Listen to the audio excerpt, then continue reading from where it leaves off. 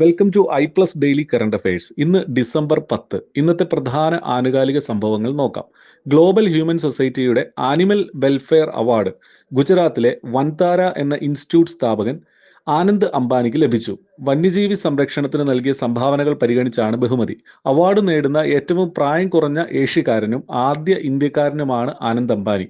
Kottayam CMS കോളേജിൽ കേരളത്തിലെ ആദ്യത്തെ Gen Z post office extension counter ആരംഭിച്ചു. തപാൽ സാമ്പത്തിക സേവനങ്ങളിലുള്ള വിദ്യാർത്ഥികളുടെ ഇടപെടൽ വർദ്ധിപ്പിക്കാനായി ക്യാമ്പസ് അധിഷ്ഠിതവും യുവജന കേന്ദ്രീകൃതവുമായ ഒരു മാതൃകയായാണ് ഇന്ത്യ പോസ്റ്റ് ഈ പദ്ധതി ആരംഭിച്ചത്. മധ്യപ്രദേശ് സ്വദേശിയായ 3 വയസ്സുകാരൻ സർവാഗ്യ സിംഗ് ലോകത്തിലെ ഏറ്റവും പ്രായം കുറഞ്ഞ ഒഫീഷ്യലി റേറ്റഡ് ചെസ് കളിക്കാരനായി മാറി. 3 വർഷം 7 മാസം 20 ദിവസം മാത്രം പ്രായമുള്ളപ്പോഴാണ് സർവാംഗ്യ അന്താരാഷ്ട്ര ചെസ് ഫെഡറേഷൻ അഥവാ ഫിഡെയുടെ റേറ്റിംഗ് സ്വന്തമാക്കിയത്. ഡെയിലി കറണ്ട് അഫയേഴ്സ് ലഭിക്കാൻ ഇപ്പോൾ തന്നെ ചാനൽ സബ്സ്ക്രൈബ് ചെയ്യും.